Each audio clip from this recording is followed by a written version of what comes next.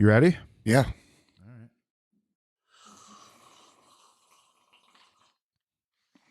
right. Here we are, Real Recovery Talk. I am your host, Tom Conrad. First things first, thank you for tuning in. Thank you for watching on YouTube. Thank you for listening on the podcast app. If in fact, obviously, you find value in this content, please feel free to share it with somebody that you think could benefit from it. And in the end, if you want to reach out to either myself or Ben, you can always email us, tom@realrecoverytalk.com and ben@realrecoverytalk.com, and we will get back to you momentarily. Full disclaimer, we are going to ask you for your phone number so we can have a conversation with you about your specific situation. And if we can help, great. And if we can't, well, we will do our best to try and point you in the direction of somebody that can.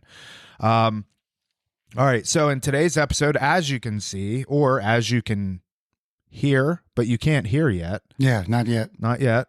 We have a guest, and this person goes by the name of Brian Keller. Brian, thank you for coming on the show. Brian is somebody that I've gotten to know over the past, how long you been here now? Over 4 months. 4 months. So over 4 months, I've gotten to know Brian, and I thought this would be a good show to have, or a good episode rather, for him to come on and share kind of his experience with, everything thus far, because I will say this, Brian is somebody that when I first met, I was kind of up in the air as to whether or not he was going to be successful, and totally just surprised everybody, and definitely has gone full-fledged into recovery, and so I wanted to bring him on to kind of share some of his experience. So Brian, let's just get right into it. Talk a little bit about, a little bit of your using history, kind of what you did, where you grew up, stuff like that, and then we'll get into the rest of it. All right. Well, I was born and raised in Milwaukee, Wisconsin, and what led me here was opiates and alcohol. Got pretty bad. I was doing that daily for a long time, barely keeping my head above water. But coming here changed everything, to be honest with you, because I was in a pretty bad spot. So, but talk a little bit about like your childhood, and if drugs and alcohol was a part of your life growing up, and then a little bit about your career and stuff like that, and how that fueled your addiction. Yeah. As far as childhood, it wasn't the best. My dad was pretty mean. But I really didn't start too early. I wasn't like one of those 12-year-old kids, doing stuff. It was around high school that I started using pretty heavy. But fresh out of high school, about my career, I started welding, and I've been welding ever since. So that's been like 25 years. And that has a huge part with with drinking, because that's what the guys at the railroad do. That's the first job I had. So it started there, but it wasn't like out of control, because I guess I was just new to it. But yeah, it progressively grew over the years, and then it was a daily thing to drink. And then I don't remember exactly what year I was introduced to opiates, but that was the real downfall, was the opiates. How did you get introduced to opiates? A roommate that I got actually at the railroad. He's dead now, rest in peace. But we moved in together, and that's when Oxycontin 80s were real big, and kind of fell in love with those at first sight. And then that's where it like started. So I'd say around 18 or 19 years old is when that happened. 98, 99. Okay. And your career that you did for the longest time was? Welding. I'm a welder. And what did that play any role on it? Because I mean, just on, from my perspective, welding, it's a very labor intensive job. Right. And, did that have any effect? Yeah, definitely. Because it's very hard work, dirty work, that did have an effect on wanting to drink and do drugs after work or at work. It was not a fun job. So take us now to, when the wheels kind of just fell off. and you made the decision to seek help, or walk us through what that looked like, and how you ultimately ended up getting help. Well, as far as to get here, No, not here, just in general. Like, you're in Wisconsin and you're like, okay, I got to do something. yeah. Well, I've had several. This is my first treatment ever, but I've had several, attempts to street detox. Do some Suboxones, get off, get clean for 3 months, don't apply any principles, and then white knuckle it, and then it always failed. But I'd say as far as bad as it got in August when I came here, that was like the lowest point. I was drinking at work, in work, before work, after work, and doing opiates as well. But yeah, it all started falling apart. I still maintained to pay my bills and keep my house and have a car and all that stuff, but I was like inches away from my work, pulling me in the office because people were starting to smell it. And yeah, it's pretty embarrassing, pretty bad low point when I finally called out here. So would you say that it was more of like a mental, emotional bottom than a physical? Because both physical. I mean, shaking drastically. I mean, bad every morning, like trying to take a sip of water and your head's knocking. Yeah. And then the opiate withdrawals, that would happen after like 4 hours without it. Instead of like some people can go 12 hours or a day, I was literally having to maintain every few hours. So that's when I knew like it's about to fall apart. And I've had it fall apart before. I've rebuilt myself, fell apart, rebuilt myself, fell apart. I've done that since my early 20s. I'd get good for a little while, establish myself, keep a job for a little while, and then ruin it all. And I was right at that cusp of that before I called out here. So when you made that call, do you remember like what's going through your mind? Yeah, as a matter of fact, I don't like admitting I cry, but I was drinking whiskey, watching TV, and just crying about the situation, like realizing what's about to happen if I don't do something. So I didn't talk to my mom much at that time. I do now, but I actually called her up and said, "Hey, look, I'm just going to be honest. I got a problem. What do you suggest I do?" And normally my parents would suggest, "Well, just stop. Well, just quit what you're doing." Like, okay, that's not an option.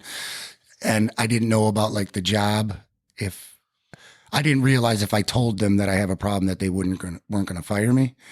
So my mom said by law that they can't if you come to them with the problem, but if they catch you, then it could be a different story. So I discussed it with her for a little while, and she said the most important thing would be my health and me. So she told me, look into some treatment. And then I called, and literally it was like the next day. I didn't think it would be that fast, but they were like, "Yeah, we got you on a flight 1 p.m. tomorrow." I'm like, whoa, I wasn't ready for that, but I did it. That's awesome. And looking back on it, was that probably one of the best phone calls you ever made?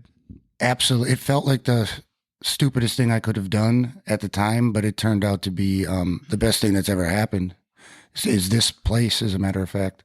Not the first place I went to. That I already had my mind made up. I'm going home right after the detox.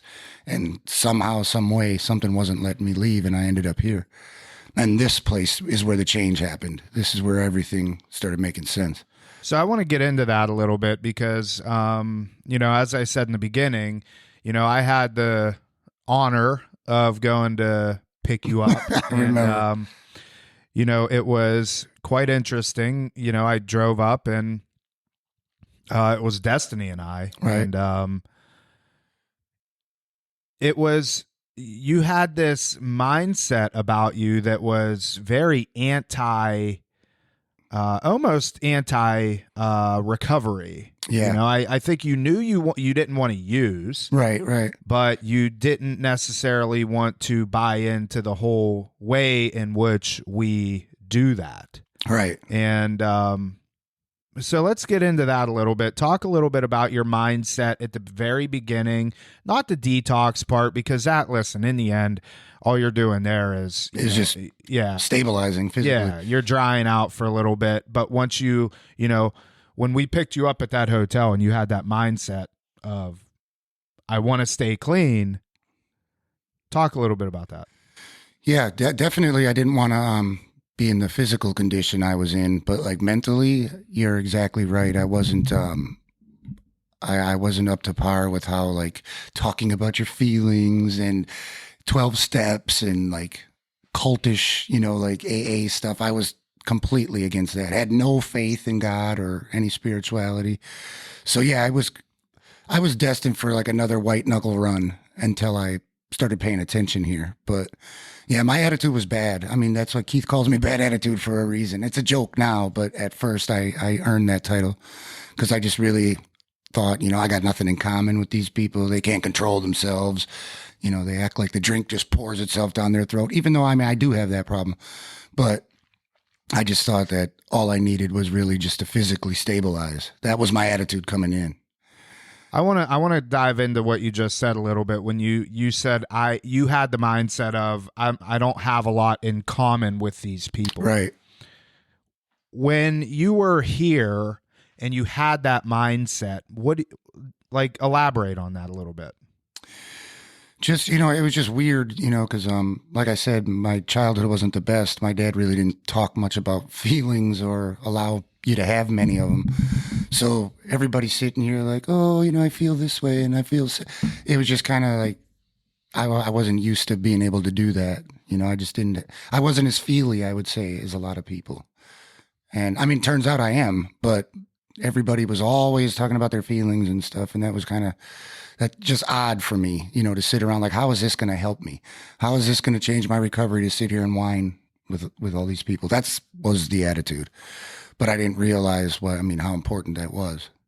I remember when you came in and you had said a few times, as a matter of fact, we were sitting at this table and you were like something to the tune of, my willpower is strong enough to make me not ever use again. Right. What's your mindset around that now? No, that is far from the truth. Like I said, I could do little 2-3 month stints on my own, detox, basically street detox, and just applied nothing. And you're just the same miserable person. I realized here, this is the biggest thing I realized is that the drugs and alcohol weren't necessarily the only problem. It was a me problem, like completely within me, that if that didn't change, no matter, it's inevitable you're going to go back to drinking. Because if you're just miserable and angry all the time, and I never thought that needed to be worked on. I kind of listened to the outside opinions of, you need to stop drinking and stop doing this, as if you can just put it in the drawer and close it and it's done,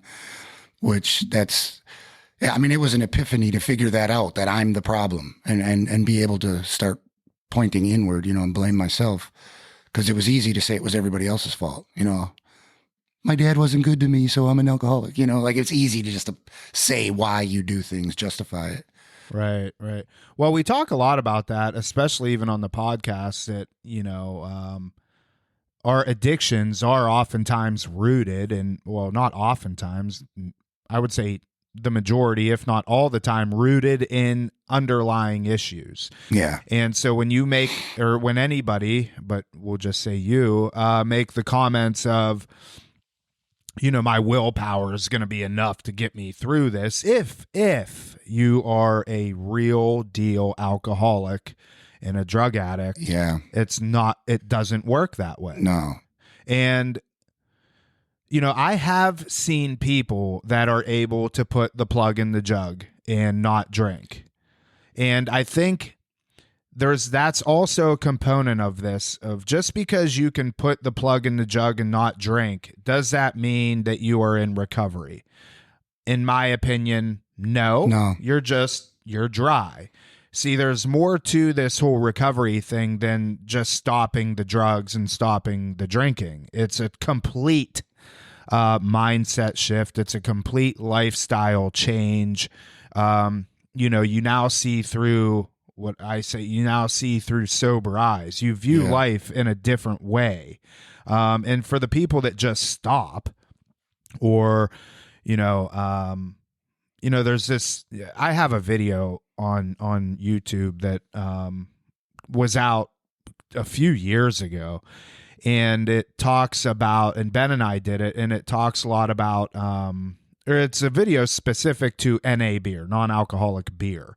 And we give our perspective on it and kind of our opinion and why it's not good. Yeah. And some of the comments, which everybody's entitled to their opinion. I can care less of, if you have negative comments. In fact, I want to see them. I want to hear them. But one of our biggest things with that is if you stop drinking regular beer and you switch to NA beer, are you really solving the problem? Because if you look at recovery and sobriety from an overarching theme, it's a complete lifestyle shift. And by wanting to drink NA beer, in my opinion, is you're still trying to hold on to that lifestyle, but not have the alcohol in it. You know, you want to, like, I knew one person that would pour NA beer in a Budweiser bottle because he couldn't he couldn't admit the fact. And, he wanted to feel in with people. And then I knew somebody else that would pour Budweiser in a NA bottle that was like, I can care less. I just want to look like them. So, you know what I mean? Right. But that video, really started opening my eyes to like, okay, if you want to drink NA beer, it's something that you're not willing to give up the lifestyle. And I think it's a very slippery slope because it tastes the same. It smells the same. There's just no alcohol in it, and I remember doing that video. If you watch the video in the beginning, there's like some B-roll and it's me taking the can of O'Doul's and smashing it on the ground and it explodes. Yeah.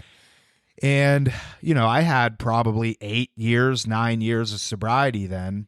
And that was the first time that I had smelled beer that close to me. Yeah. And dude, it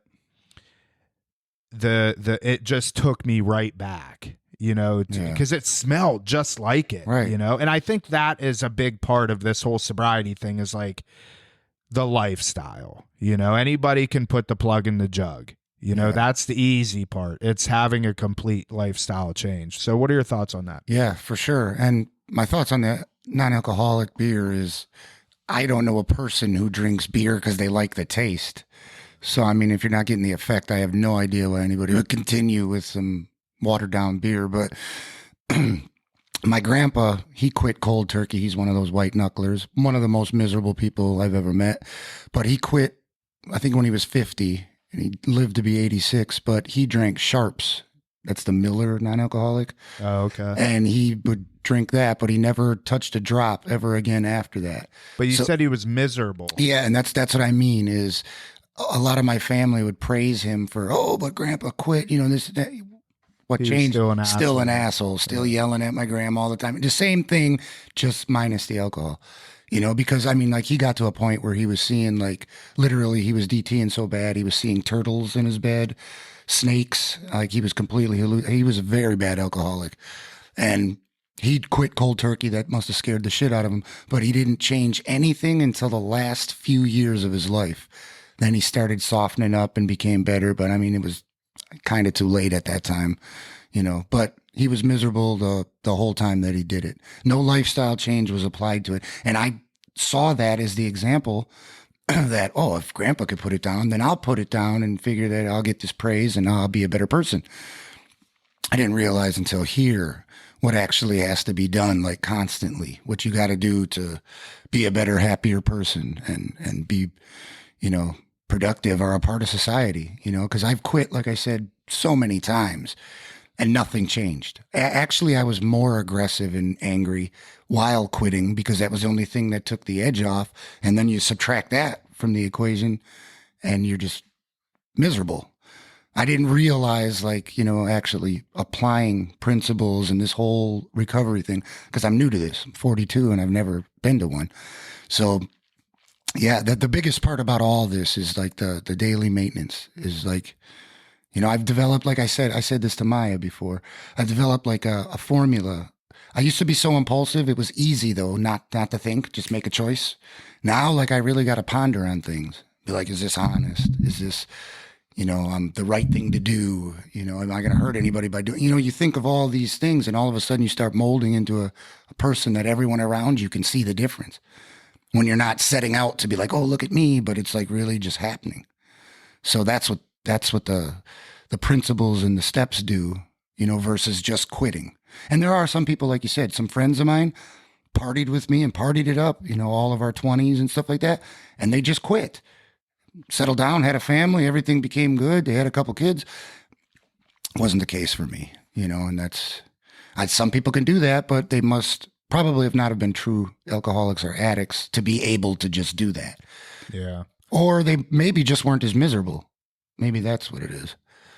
I think it's more because, again, I have the same experience with people that, partied just as much as I did. But when it came down to it, they were able to stop because priorities shifted, Right. and, I got sober at 26 and, even at 26, I wrestled with myself like, I'm only 26. Why do I need to stop doing this? Right. But because I look at, other people and, a lot of my friends did the same things that I did, but they were able to shut it off, even at a certain hour of the day. Yeah, no way. It's 10 o'clock. I got to work tomorrow. I need to go, I'm going to go home. And I'm like, it's only 10 o'clock. I don't care if I have to work got tomorrow. Plenty of time. Yeah. Like I got another 4 hours and Yeah. I'll be fine at work tomorrow. And I think that's what separated me from a lot of them. And a lot of them, are alcoholic that still haven't, gotten sober, but it is what it is. It runs its course and people, it's on every, the timeline is different for everybody. But, so talk a little bit about like, what cause you had the idea even coming here that, you were going to go home, you were going to go Right. back to Wisconsin and go back to welding and stuff like that. And again, I remember us having conversations around, that is something that you don't have to do. Right. You have the freedom of choice here and, you have no kids, very fortunate in the sense I have kids. Okay. Yeah, I have a 17-year-old daughter. Well, she's grown, but Yeah, no babies. I think Right. in the context of the conversation, it was more like you have nothing that you have to go back to Wisconsin for, Right. and I think that it was, an opportunity for you to really reflect on, what choice am I going to make? So talk a little bit about that. Yeah, it was the first initial idea here. I was going to go back. I was going to dry out, if you will. I didn't know what was going to happen to me that was going to happen. So my plans were to go back, do what I only know to do is weld. It's good money in that, very good money. But somewhere along the lines here, like what you just said, you don't have to do that. It kind of clicked that, yeah, damn, I don't have to go back, and then that's when I really wanted to make different decisions, whole career change and like everything. I wanted to get into something else, something I could do better. I'm a kind of gabby mouth, I'd rather talk than do physical work or, be around people. So I kind of decided I wanted to change everything and actually move here, which I did now. I just wanted to start over fresh right here. And I don't have to go back to Wisconsin. And then I started making some plans around that because yeah, welding, if you're miserable, if you even work just 8 hours a day, that's a third of your life. And usually in welding, you don't get to skate so easily on an 8-hour day. It's 10-hour days, 12-hour days, 5 days a week, sometimes 6. It's majority of your life that you're spending at a job you hate. And I think that contributes to a lot of the problem with drugs and alcohol also is that, when you're just miserable all day, it's the only thing you have to look forward to after work is going and getting, messed up. So I just, I don't want to have to go back to welding. I mean, if financially that's what has to be done, I will, but that's not something, all the guys there, they're, like me, they all drink. It's a thing to go to the bar after work. It's like that crowd, I just kind of need to get away from. I'm not blaming them that they drag me out, but that's what they do. And, oh, you stopping at the bar after work? Maybe. It's just, I don't know. I just want to get away from all that. Well, and I'm willing to bet that if you were to ask them, hey, look at the situation that I'm in currently versus the situation that you're in currently, they would probably say, Brian, just keep doing what you're doing. Right, for sure. Don't come back to this Right. shithole. Right. And quite a few people have said that, like, good for you. Do what you're doing. If you're, they can just tell by talking to me, something's changed. So they're like, whatever it is, do that versus being mad all the time. And I was angry, I was very angry, bad attitude. I just was like, I wasn't willing to hear anything because I thought that it was just all about putting down the drugs and alcohol. That's it. That's the only reason. And I would be able to do that if I was in a facility or something. I didn't realize like the work would have so much effect. I think just in hearing your story, the the biggest takeaways are when we do get clean, when we do get sober, we are given this new opportunity, whatever that is. And for you, I think it's an opportunity to completely rewrite everything. Right. At 42 years old, and to go to the financial piece of it, you've had, call it whatever, 20 years of use to a certain amount of money being made as a welder. Money holds value in a sense, but it holds a different value, I think, with people that are in our shoes. We quickly understand, okay, I needed to make X amount of dollars, welding. Do I really need to make that kind of money? I'm sober. Right. Money doesn't hold the same value as long as I'm happy. So you may make $80,000 a year welding, but quickly realize, hey, if I could put food on my table and do something that I don't hate and make $50,000 a year, I'd take that trade all day long. Absolutely. That's exactly what I was getting. 60% of my wage only. So that'd be like $17 an hour, something like that on short term when I was collecting that. I always had money. And that's half the rate because I'm not spending it on drugs and alcohol. And, so I mean, like that right there also woke me up that I don't have to take a $30 an hour job because if I'm not buying all of the drugs and alcohol, which consumed most of that money, I would pay my rent, put gas in my car, eat, and drugs. That's why I needed to make $30 an hour in order for that to even happen. But now with minus those, I realized off almost half that rate, I had money, more money than I was used to having in my pocket. So yeah, exactly what you said. Money usually to addicts is the most important thing. Wherever the next dollar is where you're going to go. And that supposedly when you get to that destination, you're happy. That's not how I'm thinking at all now. Like I know everybody's going to have bad days at work, but instead of knowing I'm going to have 5 or 6 bad days for sure, welding, if I had a different trade or different career, maybe 1 or 2 a week, that's totally acceptable. Everybody has bad days and every day is not going to be perfect. That's another misconception of recovery is that everything's just going to go perfect. But I'm willing to do that. Have a couple bad days versus knowing I'm going to have all bad days. That just kind of leads back to misery. Yeah. So the money is not like, it'd be great if I could find a job that I love and make that kind of money. That would be a dream come true. But, I got to start somewhere. So I know I got 25 years welding experience. That's why I make that kind of money doing that. But if I get into something new, over time, I'm sure I can get to a comfortable rate. Well, and it doesn't take long. I think if you have the right mindset and, you are a valuable employee, you can do whatever it is and make good money. Right. I think a lot of it does have to do with, and that I think is where a lot of the, when you talk about willpower and willingness and stuff like that, we need to rely on something other than ourselves to help us in our sobriety. But I think when it comes down to careers and financial stuff, and I firmly believe that God puts a lot of that on our shoulders because if you can steward, $15-17 an hour well, yeah, then at some point, okay, you're going to be given an opportunity to make more. Right. And you steward that well, you'll get an opportunity to make more. And at least that's been my experience. And I think that it's most people. So, money is a tool. and it's a tool, and if we utilize it smartly, I don't know if that's a word, but it's a very valuable tool to have, and it can take us far, but it can also be a big pitfall for a lot of people. And I think you're in a position now to where, like I said, you have an opportunity to just rewrite everything. So all right, last question. I want you to, there's definitely somebody listening or watching that either themselves or somebody they know is in the position that you were in Wisconsin. They don't know what to do. They don't know where to turn.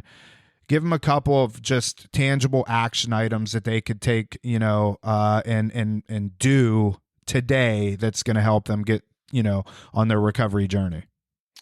I mean, as far as like what they can do to like get help, or sure, yeah, whatever comes to mind. Yeah, I would say if someone's struggling where they're even contemplating needing help, they probably do. And I would definitely suggest, if you have the insurance and the means to do it, to go get help. And just the biggest part is just to have an open mind. Once you start letting the things in, that's when it all changed. I mean, I don't know if I told you about Rabbi Mark, but the conversation we had, that's what opened it for everyone else to get in. He's like the one who opened the floodgate. And once you start letting the stuff in, you'll realize, like, wow, like things you didn't know about yourself, the way you felt about yourself and why, all that stuff. That's the biggest part to the change, at least in my experience. It has nothing, so little to do with the drinking and drugs now, which is the craziest thing, because I thought that was the only problem. So yeah, I mean, I would suggest to anybody that thinks they have a problem to look into some treatment and just take it seriously. I mean, I see a lot of people sleeping in groups and not paying attention, look like they'd rather be at a funeral than be here. They're not going to get anything out of it, at least that time around. But if you actually, do the work, whether you like it or not, even if I've sat down on the ground and colored in groups like a 4-year-old, but there's some method to that madness that it does something.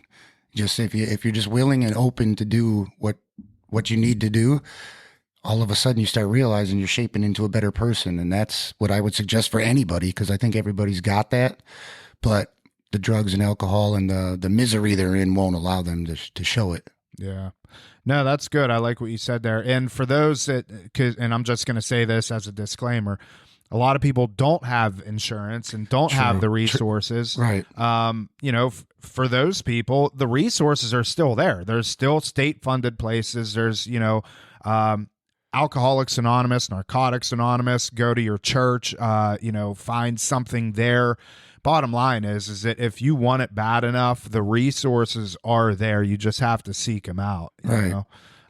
Well, Brian, listen, I really appreciate you coming on and sharing that. And, like I said, I know you're going to go far with this, and glad you decided to stay in Florida full time. You've been an asset to our community. A lot of people have looked up to you, and, you've really done a good job. So I just want to thank you for that. Yeah. Thank you. All right. That's it, man. Thanks. All right. Thanks, bud. All right. That's it for Real Recovery Talk. Thank you for tuning in. In the end, if you have any comments, questions, or concerns, you can always email myself, Tom, at realrecoverytalk.com, and Ben at realrecoverytalk.com. And ultimately, we want to help you turn your mess into your message. That is it. We will see y'all later.